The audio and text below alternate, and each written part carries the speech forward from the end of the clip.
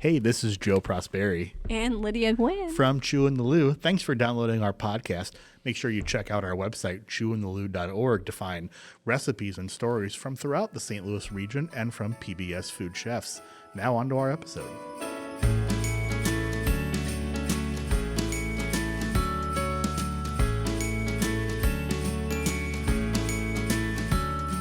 Over the river and back. Over the river and through Bass Pro. To Main Street, St. Charles we go. With horse-drawn sleighs. And Jack Frost who plays. And wassailing carolers go. You can see why we are cooks and eaters for a profession and not singers for a profession. Yes. But on this episode of the Chew in the Lou podcast, we are taking you on a stroll down lovely Dickensian Main Street, St. Charles for the holidays. We are. And it was fun. We both took a day to go on an expedition and go into time to St. Charles. Yeah, it was like we stepped on the cobblestone curbs and we smelled the cookies of every other shop down there, and we explored and just I was actually immensely impressed. I think, being somebody that lives more in the central county area, I do not venture across rivers very often. And it's just not in my repertoire of places to go. You would not have survived Oregon Trail. I would not have survived. I would have died of distemper. That's what dogs get. Dysentery. Or I would have fjorded the stream the wrong way. Yes, or, probably. Lewis and Clark would have left me behind. I'm not. But if we're going to cross a river, I might as well go to Main Street, St. Charles, which literally, if you haven't been, is the closest thing to St. Louis County that you can get in St. Charles. And it's fantastic. And it makes me want to explore St. Charles more, which I need to give it its due credit. Because there really are some fantastic things. And I've been out to Main Street, St. Charles before. We've been in a wedding or two that went out there and had a rehearsal dinner out there. But I always have this mental picture in my head of just kind of these few shops that were there. A few restaurants. They did a thing for the holidays, but we walked up and down that strip in Main Street, St. Charles. It's a lot longer and a lot more impressive than I ever thought it was. And it was a great day. It was. Well, as we discovered, there is a north side of the street and there's a south side of the street. So it is fairly long that they had to divide it by directions. Yes, believe it or not.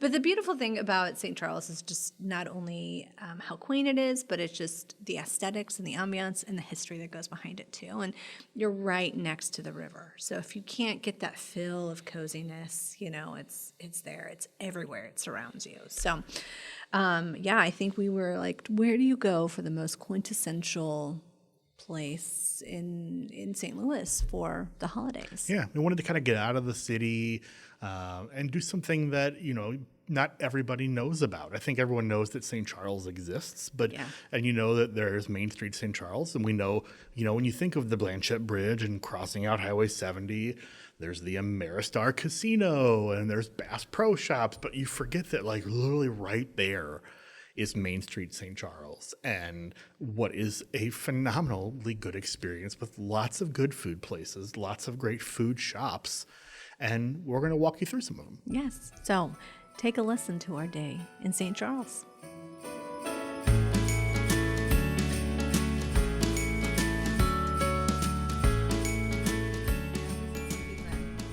Cobblestones. It's very to me it's very like Charles Dickens. It is. It's very Dickensian. It's interesting that you just you hop across the Blanchette Bridge, and bam, you're here in the middle of this colonial wonderland almost that just looks like it popped out of a Dickens novel, like you said. It just you don't realize when you're standing here that a half mile away is a Bass Pro Shop and a casino. Yes. But right here is this nice little like wonderland where you walk by all these open doors that are wafting with the smell of cupcakes and candies and lattes and sugared things and savory things and delicious things and hot sauce shops and wrapped in garland and bows and I mean, wreaths. and people are shopping. It's like mid-November and they're already shopping. Yeah.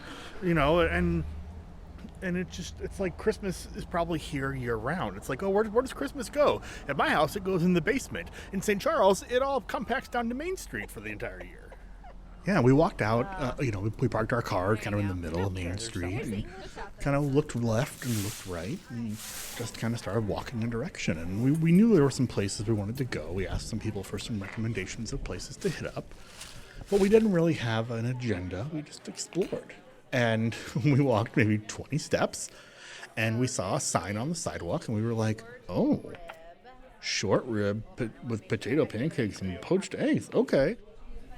So this is the short rib and egg breakfast stack. So it's a pulled short rib, and it's a poached egg on a potato waffle, which looks amazing. It's kind of like a tater tot sort of outside crust, with a red pepper sauce and pickled onions. You get crunchy, you get savory, you get that really big pop of brightness from the pickled onions. And we've got like this beautiful brine. And then you have that like fatty, rich, oaky yolk, runny yolk in there too. Wow. I love that. I love that. I will drive out to St. Charles for this. I don't drive out to St. Charles for many things. Yeah. I will drive out here for this. Wow. And we're talking about Frontier Perk Cafe is where we were. And it was, again, something I'd never heard of. It was not something that, you think of, a destination to eat, but it should be a destination for you to go eat. Because we stopped in there and we had a number of really delicious things. They have a super expansive menu. It's not a very big place, but nice and intimate on the inside, nice and cozy. We kind of bellied up to the counter. Myself, Lydia, and our producer Veronica. They got toffee nut. It was toffee nut lattes. I, of course, was really intrigued by the short rib with poached eggs, red pepper sauce, pickled onions on a potato pancake or potato waffle. Yes, Pardon me. Yes. Delicious. Yeah. Like really delicious. Like really, really, really delicious. Like I'm still dreaming about it. It was so good.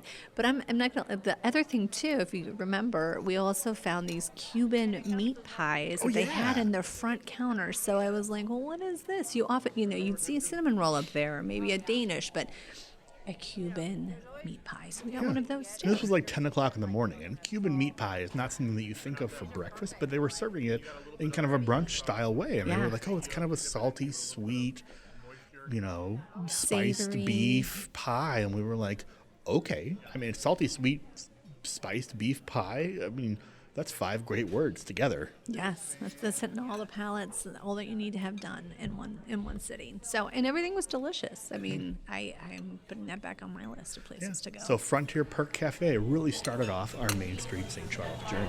Frontier Perk Cafe got my vote. So after we walked out of the Frontier Perk, again, we looked left, we looked right. We wanted our nose to take us where our next destination was. And we looked, and there was is it the Ye Old Spice Shop, or what was it, the Old Spice Shop? Old Spice Shoppy. Remember? Shoppy, SHOPPE, in Main Street, St. Charles. How long have you been here? How long is Old Time? Yes. I want to say probably 35 years. Wow. Wow. And you've got a whole wall of tea. Yes, we do. Whole wall of tea. Yes, I love it. Well, great. Well, we'll look around and if you have any questions, let me know. Thank you so much. And what I love, because I usually buy like spices online, and I've gone to like Penzeys Spice in Maplewood, so I figured this would be a very similar experience, and it was a little bit better, I feel like, because I walked in there and they had all different kinds of spices and really great spice blends, but also some neat little gift things. They had tell them about the candle you bought. So they had all of these saint candles that, if you're Catholic, you're familiar with them. The saints are printed on them, but they were all chefs. And of course, they had a Julia Child one. So I bought one for my desk because I feel like it's so appropriate. Yes. So I think the name of it is like, May the Child Be With You. I think it's like the tag, the label on the back of the tag. So appropriate for a PBS food podcast. Yes. But it was a very unique shop to visit because having been to a lot of food shops, and it's usually what I'm drawn to, but they had things in there like a beer extract powder. Mm-hmm. They had a bourbon powder. They had a bourbon powder. Beer extract powder. What do you do with that? Put it in a rub. And I just remember you're like, what do I do? Like, what do you do with it? Yeah, but then I was like, I feel like everything I found in there, I was like, I can put this on popcorn. I can put that on popcorn. I can put this on popcorn too. I don't know. That's my go-to thing lately is to take spice blends and put them on popcorn, I guess. I don't know. And ironically, the woman that was in front of us in line was buying a popcorn maker and some popcorn. So the theme was living large that day. It was living large that day. And it's cool because it was just this neat little store that was just piled high with spices and spice blends, and the prices were all incredibly reasonable, which was very shocking to me. And I had my backpack on, and I felt like anywhere I turned, I was going to knock about 20 things off the shelf. It is not a shop for small children to go. It is one that you must shuffle through and take in.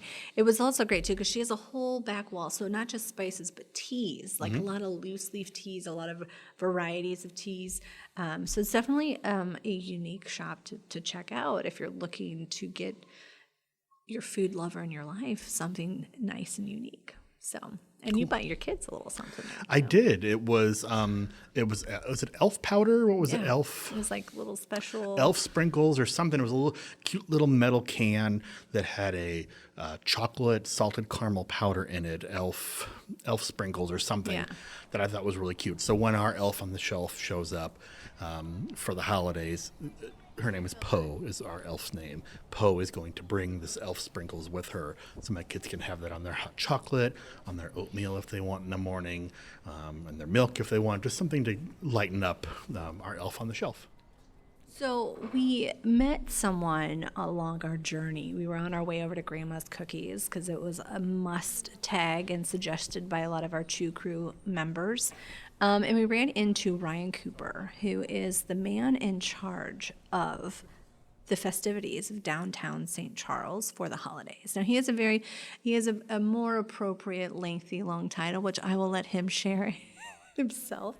I am the special event producer for the City of St. Charles and the festival director of St. Charles Christmas Traditions. But what he does and the thought and the process and all of the things that he puts into the Christmas festival, I was thoroughly amazed with because it's nothing I've ever heard of before. It's something I think Disney would do with Santas around the world and, some of the chestnuts that they roast. But I don't want to spoil it. You should hear it from him.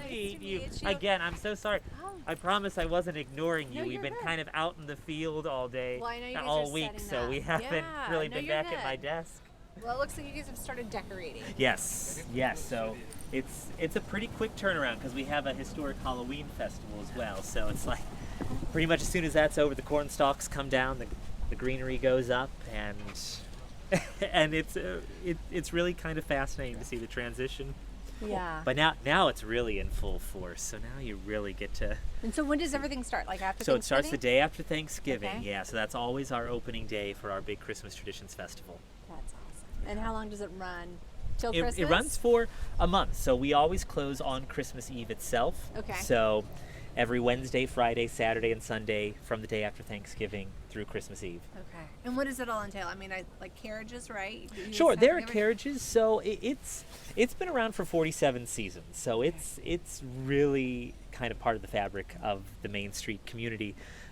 But essentially its whole purpose is sharing the stories of Christmas through history and Christmas from around the world. So we have over 50 characters who are from storybooks. So you have people like Jack Frost and Ebenezer Scrooge and the Sugar Plum Fairy. But then you have Santas from around the world. So you have Father Christmas from the UK. You have Père Noël from France. You have Matoa Hadithi, who is a Kwanzaa storyteller. So the whole point is you come here, you learn about, the kind of magical Yuletide Christmas of yesteryear, but you also see, how are holidays celebrated the same around the world? How are they celebrated different? So with characters and events and activities, it's pretty special. That's awesome. It's a lot Love of it. fun. It is fun. Yeah. What kind of food things happen down here? Sure. So we say that it's always a very a full sensory experience. So not just sights and sounds, but we want people to get a taste of Christmas history as well. Now, ordinarily, and it has been our tradition to have hot roasted chestnuts, which you can't think of Christmas without hot roasted chestnuts.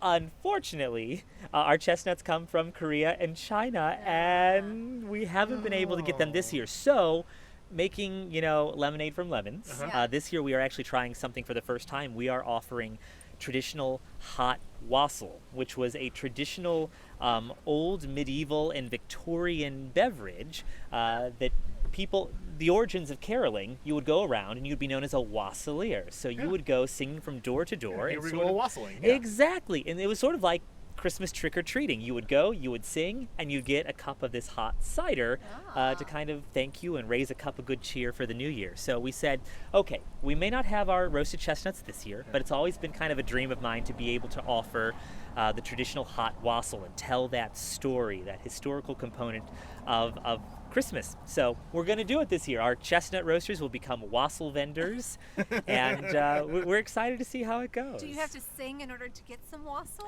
Now that's a good idea. I think maybe you'll get a discount if you sing or something. But no, we know that some people are a little shy when it comes to caroling, so we'll leave that to the professional carolers while they're here. And so yeah.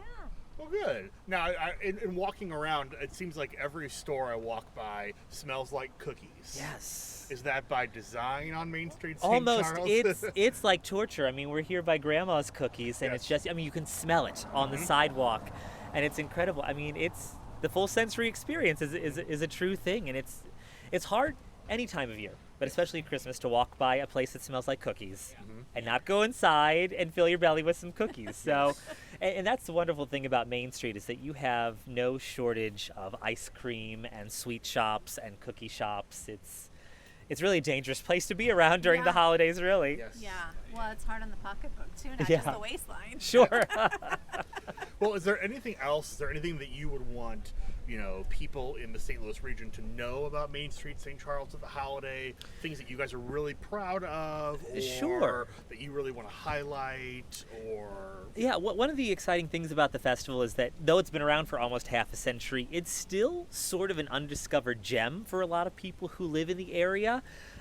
So I always encourage people, some people have heard about it, but have never come. Some people have never heard about it at all. So I really just encourage people to come and experience what it's like, because while yes, there are the wonderful, dining establishments and shopping establishments, the great thing about the festival, all the activities, all the attractions are all free for people to enjoy. So you come down here and it's one of those rare things during the holidays where you get to, escape the hustle and bustle. It's a nice kind of calm but fun and festive atmosphere, and you get to have fun with the family and eat and drink along the way too. I love it. I mean, isn't that so neat? Like, you hear all the time about restaurants having to adjust because of the pandemic or because of supply chain issues, but Main Street St. Charles at the holidays isn't able to get their chestnuts for the holidays. So what do? They're making wassail. Like, here we go, a wassailing amongst Main Street St. Charles. Like, that's a thing that you're going to get to do this year if you go out there. I mean, how amazing does that sound, that you're going to walk around and the Sugar Plum Fairy is going to come say hi to you while you're drinking your wassail and shopping and running into the old spice shop and picking out your bourbon powder for your popcorn. I mean, like I love it.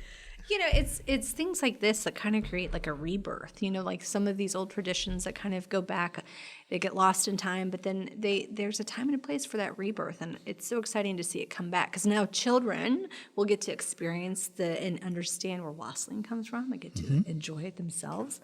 So that's exciting. And who knows, like 40 years from now, maybe they'll still be doing wassail on Main Street St. Charles.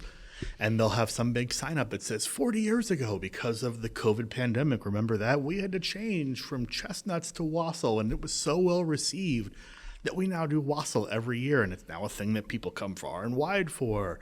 Maybe that's what we're witnessing right now happening because of where we are in the world today. Yes, we'll never know. I love that. I do.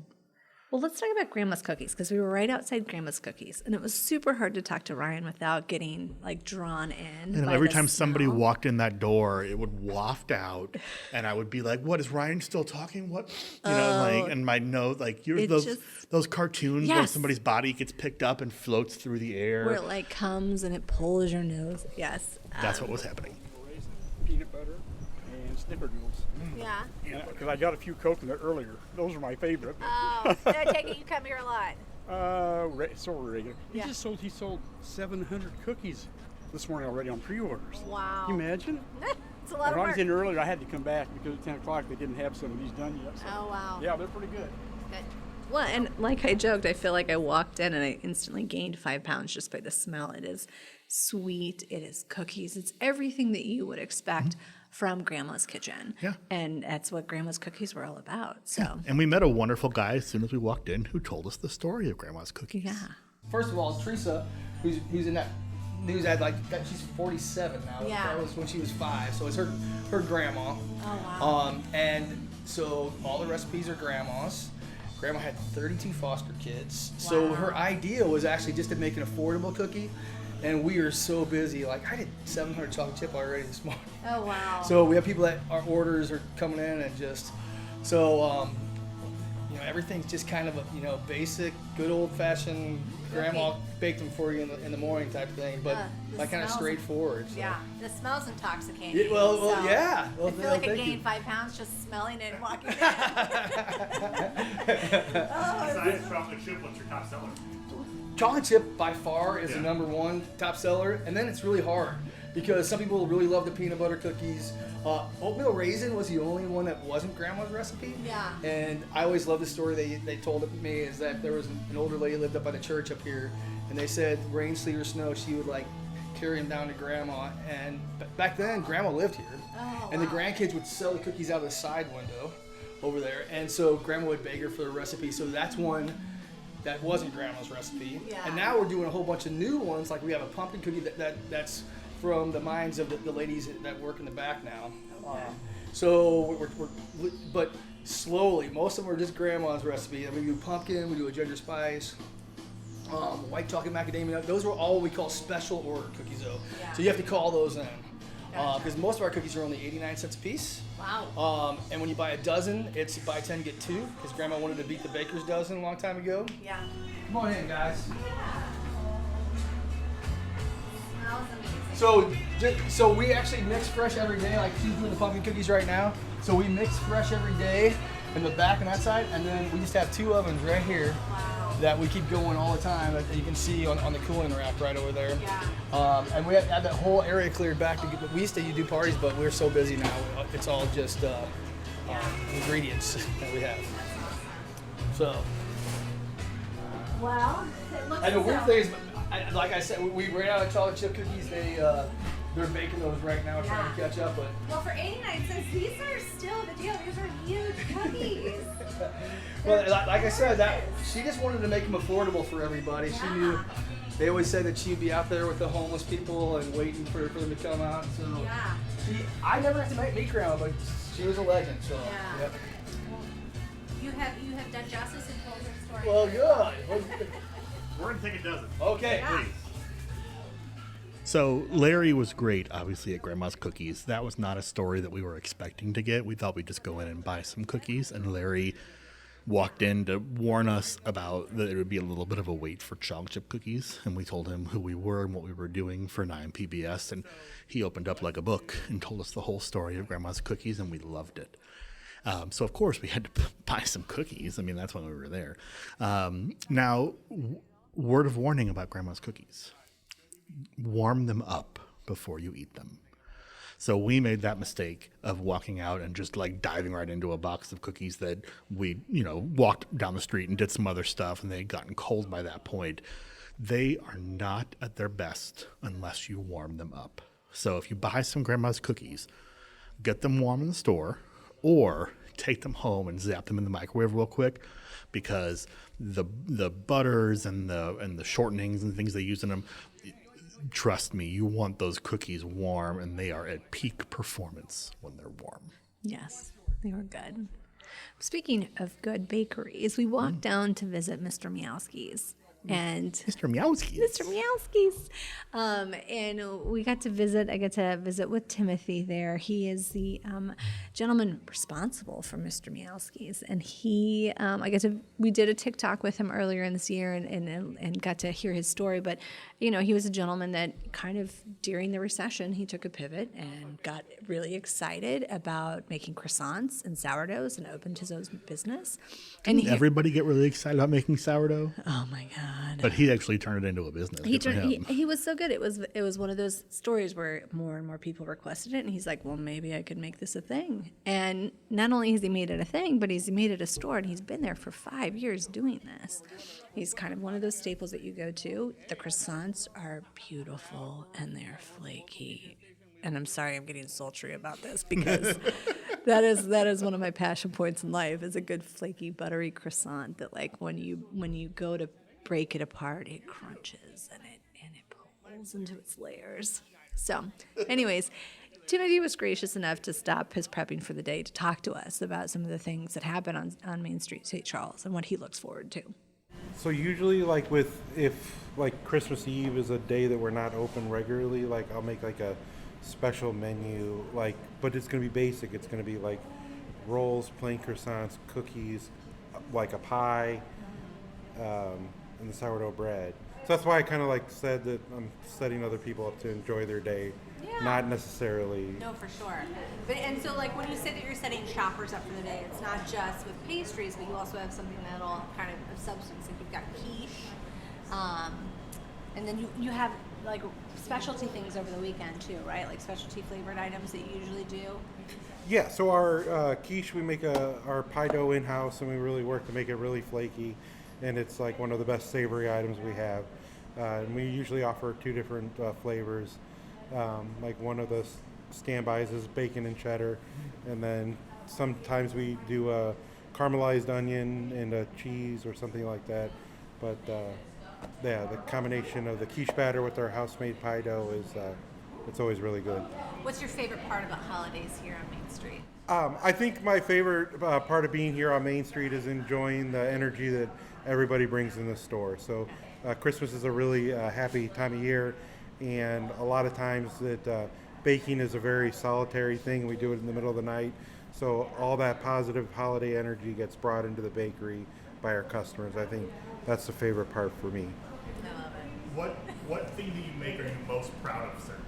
Without a doubt, it's the plain croissant.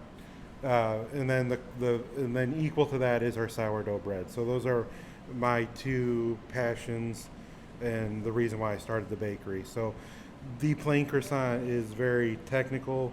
You have to have good technique, and you got to use really, really good ingredients. You can't rush the process. It's a 3-day thing. And then the same thing with the sourdough bread. It's you got to think a day ahead when you want to bake the bread that we bake. So those are easily 2 of the items that I pride myself in the most. Everything in the case is based on the croissanto. So if that's right, if that's not right, everything downline of that isn't going to be right either. So we really pride ourselves on using the best possible ingredients and doing the right technique to do it well. Had a great time at Mr. Meowski's. Again, another one of those places, like I said earlier, everywhere you walk by, it's like you walk by a door and somebody throws some smells at you that you really, really like. And over the holidays, that's just amplified 1,000-fold, I feel like. So one of our main goals also for being down on Main Street, St. Charles, was we wanted to stop in a place called the Mocktail Lounge.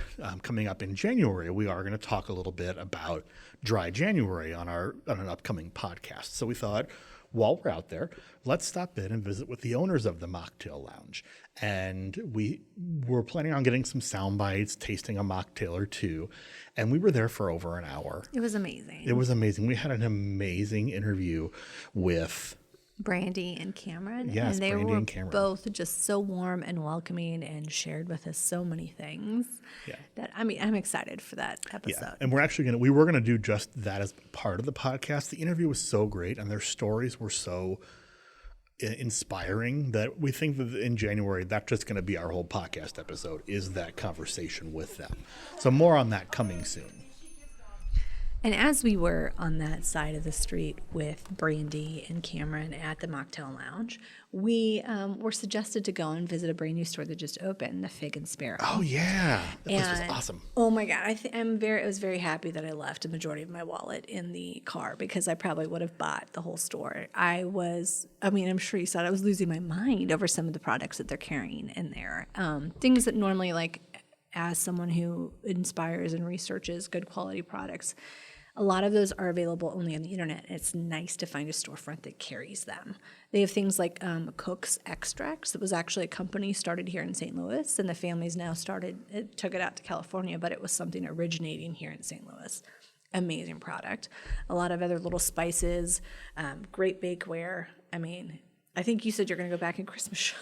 Yes, and by the time this podcast airs, I will have done that. Yeah. I'm not telling you, family, what I bought you from this store, so don't bother asking. But there were like all different kinds of aromatic bitters for your for the cocktail drinker in your life. So I'm gonna go back and get some of those. Just all sorts of really cool spice blends. Again, this was another place where I wanted to put it all on my popcorn. It happened again. I don't know why that was my theme of the day. I want to get you popcorn. Everything I pulled out. I'm not even like a huge popcorn fan, but lately I've been like, shawarma seasoning. I can put that on popcorn. That goes on popcorn. Like, I don't know why. I don't know. It's a kick. I don't know. But the place was just so cool. I love, like, they had all different kinds of sprinkles that you could get that I need to get my wife. She'll hear this. So it'll be in her stocking for Christmas. They're just like really neat artisan sprinkles, you know, not just like regular colors, but like really neat patterns and color combinations and iridescent things that you could use to really up your pastry game and up your cake game and cupcake game and brownie game and all sorts of stuff. Yeah. It's just one of those neat stores where you walk around and you're like, oh, that's a pretty cast iron skillet. Oh, that's a neat corn on the cob roaster. Oh, that's a cool this. Like everything in there. Look at that Nordic ware cake I need. Yes. Like there was just so many things in there. And what's neat about Main Street St. Charles was there were 4 or 5 stores like that. Yeah. And each one was unique in its own way. Yes. And had its own local flair of local products a lot of times, you know, all sorts of cool stuff. So one of the things that I thoroughly enjoyed throughout the course of our visit is that every time we would stop, everyone was super friendly. Everyone had a great recommendation of places to go eat and check out. And one of them was a new restaurant that just opened, Novellas. And the concept behind it was books, library, right? Like you walk in and you're divided by bookshelves. There's books that are on the table that you think like, oh, they're books like that people have authored, but really jacket covers have been changed. That was so cool. And inside of it is like a place for you to leave a note or a message. And we saw people drawing pictures. You know, we left a little couple's hidden notes for you to follow Chew in the Loo. Mm-hmm. It's really cool when you're able to build that community and to see sort of the messages that people left behind and how encouraging people can be despite some of the things you see nowadays. And the food was great. What I loved about that place was they had pretzel nuggets. We've talked about this on a previous podcast. I cannot stand when a restaurant has pre-baked pretzels. Like we know these were not pre-baked pretzels. They were dough. They went into a fryer or they were dipped and then baked or something. Like they were freshly doughed pretzels that they gave you, and that's always an A+ in my book. And they even I don't know if they brushed them with like a little bit of bacon fat or something that gave them a little je ne sais pas. They something had on them essence of bacon to it. Something else that just gave it some greatness. I had a really great patty melt and some nice French fries. You had I had a Brussels sprout chicken soup. Ooh, that soup looks yummy. All right, so the chicken, look at the chunks of chicken in this Hot soup. dang. I was just intrigued. I'm like, who puts Brussels sprout in a soup? And it was interesting. I mean, it was, it felt like it could have been a pot pie but it was in soup form, which was still thoroughly enjoyable. I got because that whole day it was cold, it was chilly.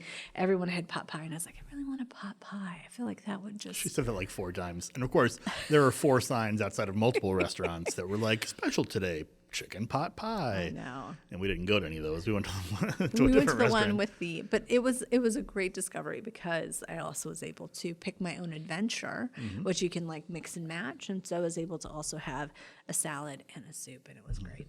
Yeah.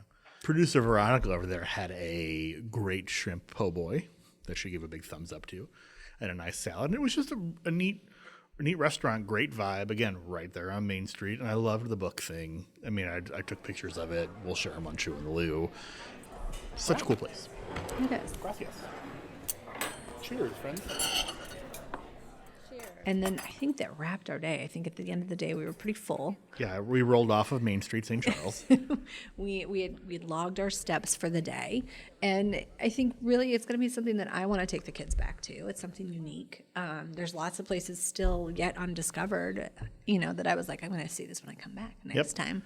So, and Lord knows I need to discover wassailing or go drink some I wassail. know. Here we go with wassailing amongst Maristar Casino. Like, I mean, yeah. There are so many things out there that we did not go to. Schlafly Brewery has what was the old Trailhead Brewery is now Schlafly. But Schlafly Bankside. Thank you. Schlafly Bankside is their new Schlafly microbrewery out there at the very southern end of Main Street, which is a great, cool place. And there's just lots of neat other things out there that we didn't even touch. We didn't talk about the caramel apples. We weren't able to go to Kilwin's to get the caramel apples because we mentioned them before. And not only that, but there's multiple places that have what's called Aztec hot chocolate. Oh, yeah. It was on our list, and we were like, we'll come back to it. But I mean, just from the descriptions and the readings on them, like it's just as close as you're going to get to having a Mexican hot chocolate, where it's not just milk and a little bit of chocolate. Like this is flavors blended in there with cinnamon, a little bit of spice, and then it has just this beautiful velvety texture to it. So that is on my return to-do list. Yeah, there was an old-time soda fountain called Little O's that we walked by that I was like, oh, that's one of those places I'm going to come back. Because on the door, they had a sign that said genuine gooey butter cakes. Yeah. I mean, we all know I am a gooey butter cake expert, so I'm going to go back. I'm an aficionado, a gooey butter cake monger. Can I say that? Can we make that a phrase? And I'm going to go back and find out if that is, in fact, a genuine gooey butter cake at that soda fountain. There you go. We're going to start a whole new list with Joe Prosperi's list of gooey butter approved venues. Well, very nice. Well, I feel like the holidays, they're everywhere, but St. Charles is doing it great, and there's lots of other wonderful places to explore here in St. Louis, but get out, go on an adventure. Cross a river. Go past Bass Pro and the casino. There's so much more out there than just that. Yes. Happy holidays, Chew Crew. Happy holidays.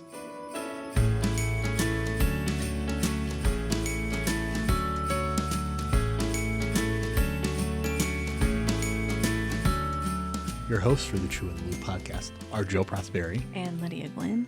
Your producer is Veronica Moheski, and this has been a production of 9 PBS in St. Louis. Ho, ho, ho. And make sure to tune in for our end of the year wrap-up podcast that'll be airing on December 29th.